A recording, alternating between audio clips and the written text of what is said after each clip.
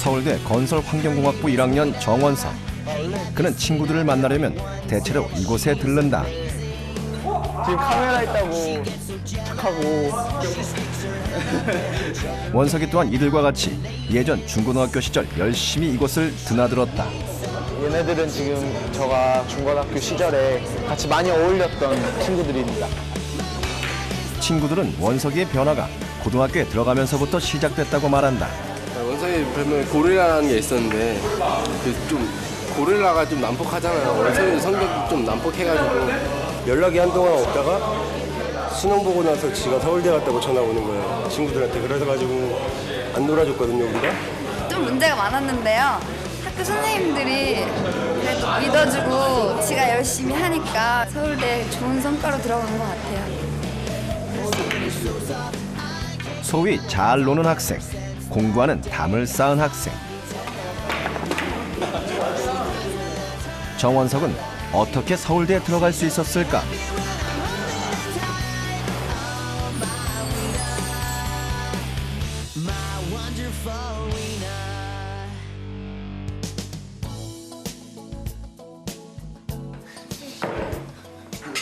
대학에 들어간 뒤 원석이는 가족들과 저녁 식사를 함께하는 일이 부쩍 늘었다. 고등학교 시절 공부한다고 늘 늦게 들어왔기 때문이다. 그러나 가족들은 지금도 그가 서울대에 입학했다는 사실이 기적 같다.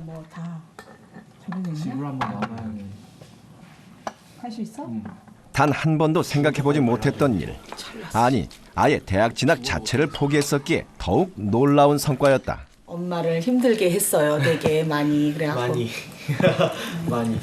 학교에, 그러니까 중학교에서도 제가 들려도 가봤고 학부형 오시라 그래서 가보기도 했는데 그때 정말 너무 많이 속상했어요, 정말. 원석이가 어렸을 때 어머니는 참 기대가 컸다. 넉넉지 못한 형편임에도 불구하고 초등학교 시절 영국 유학을 보낼 정도였다. 영국 유학 시절 원석이는 비교적 적응을 잘하는 아이였다. 영어도 금세 배웠고 성적도 나쁘지 않았다. 그러나 유학 생활은 길지 못했고 국내 중학교에 진학하면서 방황은 시작됐다. 어려운 그것 좀 어렵다 해서 다시 한국에 와서 교육을 시키다 보니까 우리나라 같이 이렇게 공부를 막 그냥 오랜 시간에 많은 과목을 이렇게 배우는 게 지한테 너무 힘들었던 것 같아요. 그러다 보니까 방황을 했던 것 같아요. 제가 봤을 때는. 성적이 거의 전교 꼴찌에 가까웠다. 하지만 원석이는 그저 공부 못하는 학생만이 아니었다. 완전 사고뭉치였다.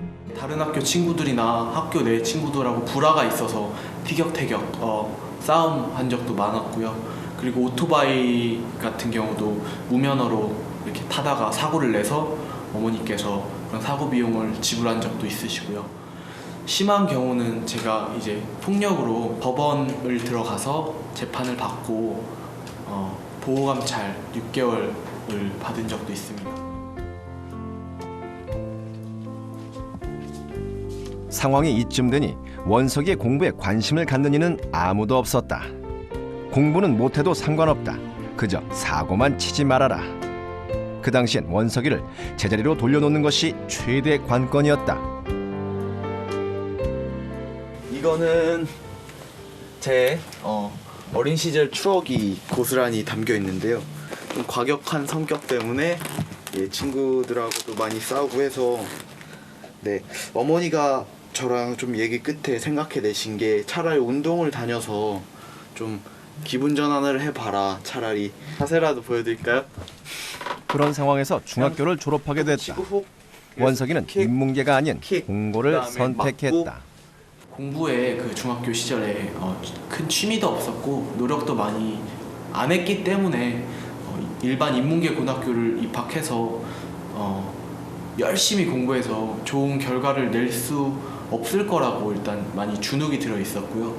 거기다가 제가 항상 갈망하던 대로 제가 배우고 싶은 과목들을 배우고 싶었기 때문에 저는 항상 꿈이 건축, 토목 이쪽이어서 어머니한테 내가 배우고 싶은 과목들을 배우게 해달라. 나는 내가 하고 싶은 공부들을 해보고 싶다. 그래서 공고에 진학하겠다고 말씀드렸어요.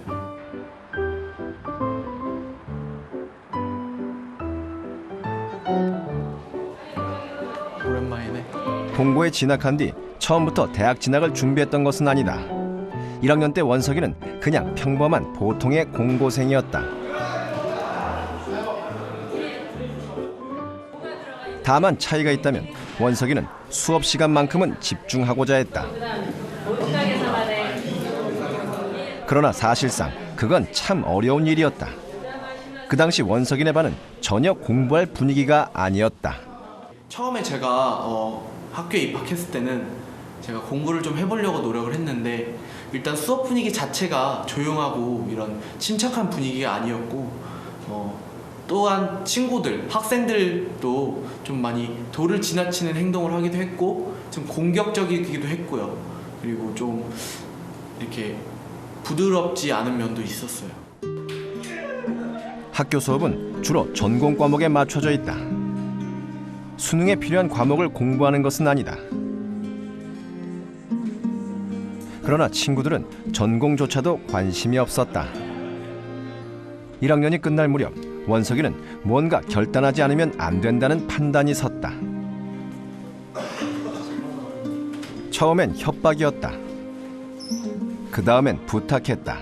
제발 수업 시간에 떠들지 말자고.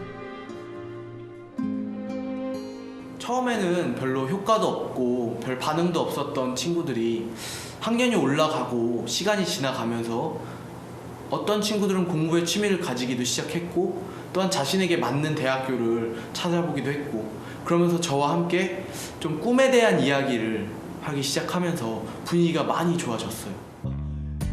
원석이는 1학년 말부터 본격적으로 공부를 했다. 2학년에 올라가자 성적은 금세 올랐다. 전교 1등, 내신 1등급, 놀라운 성적표를 받았다. 원석이가 선생님을 찾아간 것은 그 무렵이었다. 성적이 오르다 보니 욕심이 생겼다. 대학에 가고 싶어졌다. 공고생이 대학에 가려면 어떤 준비를 해야 할까? 원석이는 여러 대학의 수시 특별 전형이 공고생에게 유리할 수 있다는 점에 주목했다. 그렇다면 노려보자 싶었다. 목표는 서울대. 처음에는 이렇게 말렸습니다. 원서를 쓰기 전까지는 계속 말렸어요. 붙을 가능성도 지금까지 없었으니까 없다고 봤고 그 다음에 설령 들어간다 하더라도 그건 유행일 것이다 이런 생각을 갖고 있었고요. 마지막으로 이제 들어가서도 실제로 다니지 못할 것 같은 그런 생각이 들었습니다. 어떻게 서울대에 갈 수 있었느냐고 묻자 원석이는 취재진을 작은 방으로 안내했다.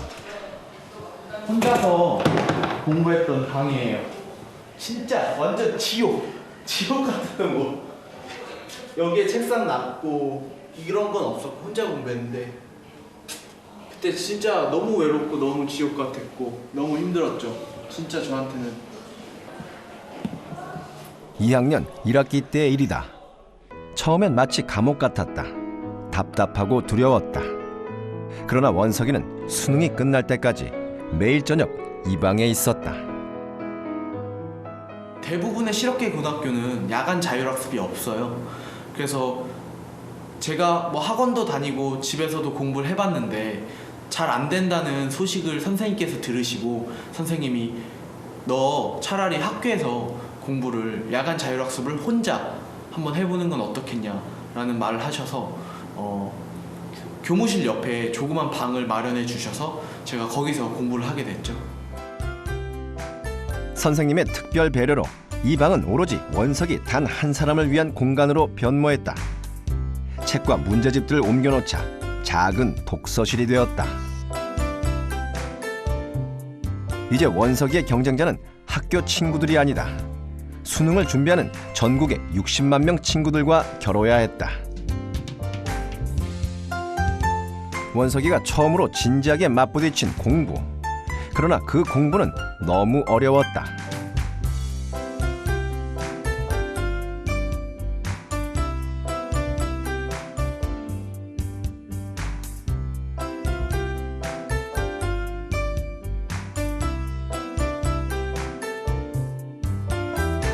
매일매일 이곳에서 원석이는 그냥 졸았다. 책을 펼쳐들면 10분을 넘기지 못했다. 왜 이곳에서 이렇게 자고 있는 걸까? 끊임없이 괴로웠지만 이 방을 나가지는 않았다. 전 공부보다는 노는 거에 더 이제 관심을 가졌던 아이다 보니까 이제 제가 좋아하는 걸 하다 보면 싫어하거나 또는 못하는 거 안 하려고 그러잖아요. 그러니까 나가지 말자는 생각으로 그냥 버틴 거죠. 원석이가 방을 나갈 수 없었던 또 하나의 이유는 바로 선생님이었다. 커피가 필요하다 하면 아예 커피 포트를 갖다 주고 밥까지 해주는 선생님의 믿음을 저버릴 수가 없었다. 이 방에 두어 달간 있으면서 많이도 졸고 정신도 나보고 했지만 그래도 어떻게 해서든 이 방에서 나가지 않고 공부를 단 1시간이라도 열심히 하겠다라는 마음가짐이 있어가지고 엉덩이를 떼지 않고 계속 의자에 앉아 있었거든요. 화장실 가는 것만 빼고요. 그래서 그러다 보니까 아무래도 제 눈앞에 책이 있고 펜이 있고 하다 보니까 어느 순간 책이 눈에 들어오기 시작하고 공부가 머릿속에 들어오기 시작하더라고요. 그래서 그때부터 공부를 좀 집중적으로 하게 됐죠.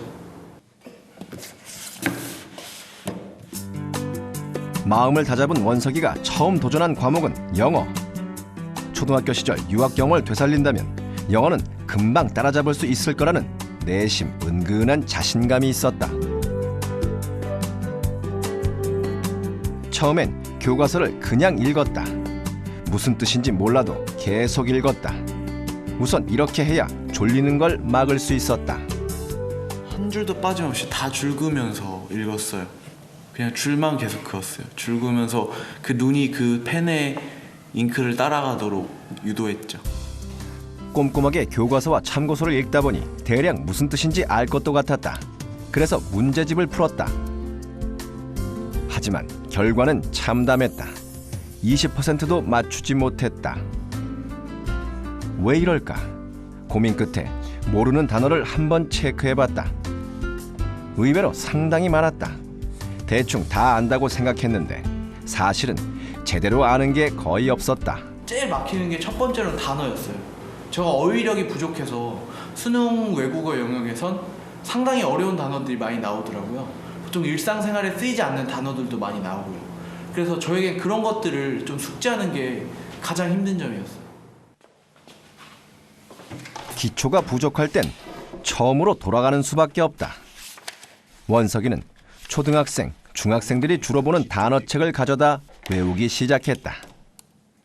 쉽고 재미있는 책. 그것이 참고서와 단어책을 고르는 기준이었다. 이 책은 제가 봤던 영어 단어책 중에 제가 아마 초반기에 샀던 책인데요. 단어 공부를 하다가 여러 가지 단어장을 사봤는데 대부분의 단어장이 되게 딱딱하고 읽기 부담스럽고 이제 외우기 힘든 경우가 있어서 처음에 한번 쉽게 재미있게 시작해보자는 생각으로 이제 그림도 있고 친절한 설명도 있고 재미있는 예시를 들어놓은 그런 단어책들을 찾기 시작했죠. 원석이의 공부 방법은 아주 간단하다. 단어책에 적혀있는 그대로 노트에 옮겨 적었다.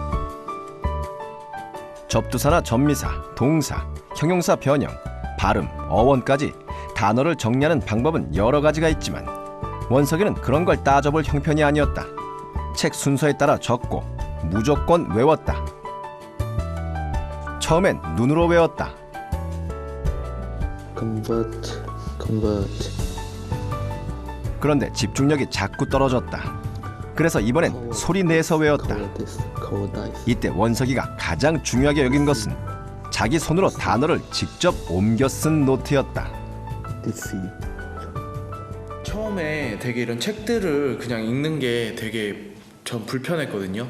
부담스럽고. 그래서 그냥 이런 단어장이 있으면 저는 아예 다 옮겨 적고 알던 모르는 옮겨 적고 그다음에 제가 직접 쓴 친숙한 글씨로 이렇게 보는 게 부담이 훨씬 적고 되게 마음이 편했고요.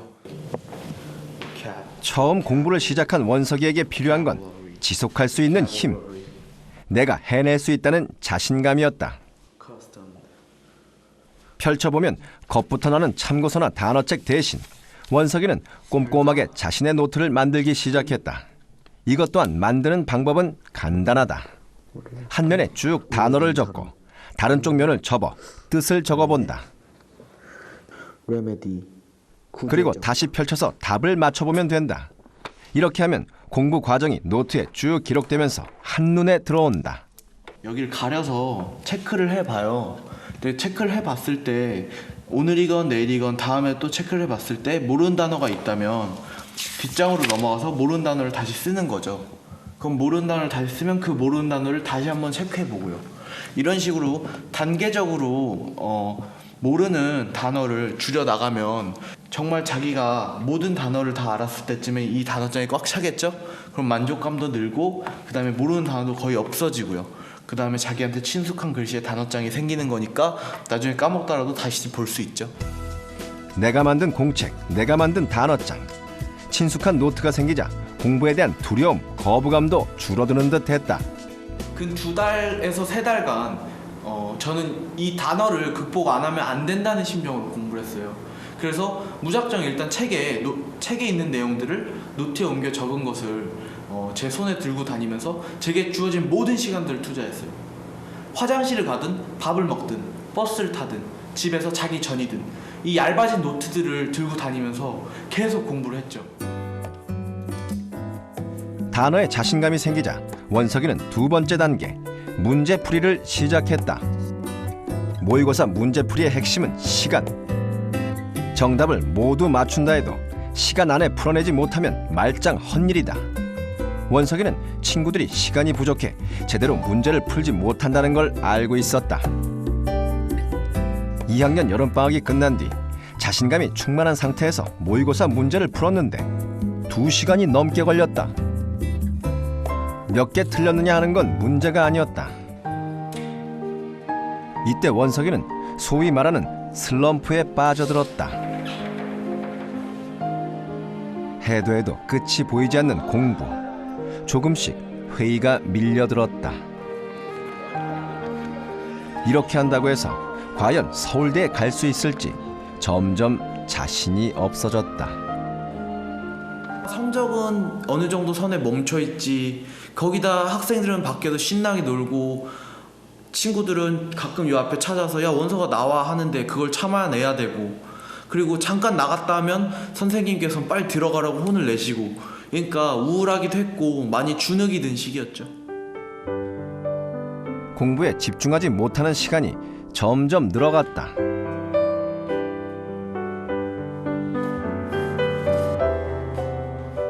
그런데 원석이는 그 순간에도 이 방을 나가지 않았다. 고민을 해도 축구를 해도 이 방에서 했다. 그러던 어느 날 원석이는 다시 책상으로 돌아왔다. 저에게 달리 방법은 없었는데 일단 첫 번째로 마음가짐을 더 강하게 먹었어요. 잘 안 되고 성적이 안 오른다고 슬퍼하고 짜증나고 답답해하는 게 아니라 내가 한번 해보겠다고 마음먹고 여기까지 달려왔는데 여기서 쓰러지고 여기서 포기한다면 나는 뭐가 되나, 결국 나는 이도저도 아닌 아무것도 아닌 아이가 된다라고 생각을 하면서 이왕 한 김에 진짜 죽는 한이 있어도 한번 해보자라는 생각을 했죠. 문제는 자신감이었다. 원석이는 우연히 어릴 때 읽었던 영어 소설책을 다시 집어들었는데 술술 해석이 된다. 그동안의 노력으로 여기까지 왔다. 그렇다면 다시 도전해볼 가치가 있다. 보이지 않지만 분명 실력은 잘하고 있었다. 원석이는 닥치는 대로 영어 모의고사 문제를 풀었다. 더 이상 머뭇거릴 시간이 없었다. 거진 하루에 최소한 100문제 이상은 풀었던 것 같아요. 즉 모의고사 읽기만, 독해만 3회분 정도죠. 그게 최소한에 푸는 문제였고 그렇게 쭉 계속 달려갔어요. 긴장하고 집중해서 문제를 풀자 속도는 점점 빨라졌다. 원석이가 영어에 올인했던 것은 대학 전형에서 실업계 전공 한 과목과 언어, 수리, 외국어 3과목 중 한 과목은 수능에서 2등급 이상을 받아야 했기 때문이다. 원석이는 영어에 승부를 걸었다. 고3으로 올라갔을 때 원석이는 수능 1등급을 노릴 수 있을 정도로 실력이 향상돼 있었다. 집 앞에 그 도서관이 하나가 있었거든요. 그 아파트 도서관을 다니겠다고 엄마한테 얘기를 하더라고요. 그걸 보고서 얘가 저게 진짜로 하는 얘기인가, 아니 진심에서 나오는 얘기인가, 아니면 진짜 놀려고, 아직 정신을 못 차리고 좀 놀려고 하는 건가 의구심이 많이 들었어요. 확인 전화를 제가 되게 많이 했어요. 어디야? 맨날 전화해갖고 어디야? 그럼 도서관이래요. 그럼 나와서 손 흔들어. 그럼 진짜 손 나와서 이렇게 손을 흔들었거든요, 원석이가. 아, 그런 거 보면서 아, 얘가 좀 철이 들어가나? 좀 애가 좀 이제 정신을 좀 차린 것 같은데 많이 그렇게 좀 느낀 것 같아요. 성적도 좀 오르다 보니까 예전에는 저를 그냥 공부를 별로 안 하는 아이라고 생각했던 사람들이 제 성적을 보고 인정도 해주고, 그리고 때때로 좋은 말도 많이 해주더라고요. 그래가지고 그걸 보면서 아, 나도 노력하면 이렇게 인정받을 수 있구나, 사람들이 나 이렇게 인정해주고 나도 이거에 맞춰서 공부를 하면 나중에 더 인정받지 않을까라는 생각에 공부에 푹 빠지게 됐죠. 고3 내내 원석이는 홀로 수능을 준비하며 일반 인문계 학생들처럼 지독하게 공부했다. 그리고 처음 목표했던 대로 서울대에 도전했다. 공고생으로 그 사례를 찾아보기 힘든 그 일을 원석이가 해냈다. 믿겨지지도 않죠. 정말 선생님들도 믿지도 않았어요. 내가 그래도 저런 제자를 하나 뒀구나 하는 그 뿌듯한 마음, 내 자식이 합격한 것처럼 이렇게 기뻤습니다. 이거 말로 표현을 못했어요. 정말 실감이 안 나고 그때 생각만 하면 아직까지 잠이 안 올 정도로 그렇게 행복했어요. 정말 잊을 수가 없어요. 진짜 100억을 준다 해도 그 종이짝 한 장은 안 버릴 거예요. 합격증 그 한 장.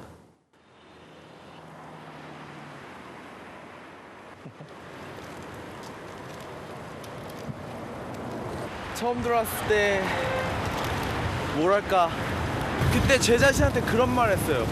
아, 이제 너도 제대로 된 인생을 한번 살아보면 좋겠구나. 이제 제대로 된 인생을 살고 있구나. 이렇게. 대학 1학년 올 한 해도 원석이는 열심히 공부했다. 공고 출신이 서울대 과정을 과연 제대로 따라갈 수 있을까 하는 그 의심을 불식시키기 위해 뛰었다. 일단은 학사에서 멈추지 않고 석사, 박사까지 공부하고 싶어요. 그리고 제 마지막 꿈은 에펠탑 하면 파리에 있는 거라고 알듯이 한국을 대표할 수 있는 가장 위대한 건물을 지어보고 싶어요. 원석이는 올해 공부만 열심히 한 게 아니다. 그는 또 하나 중요한 일을 진행했다. 고등학교 시절의 경험이 너무 소중해 혼자만 알고 지나칠 수가 없었다.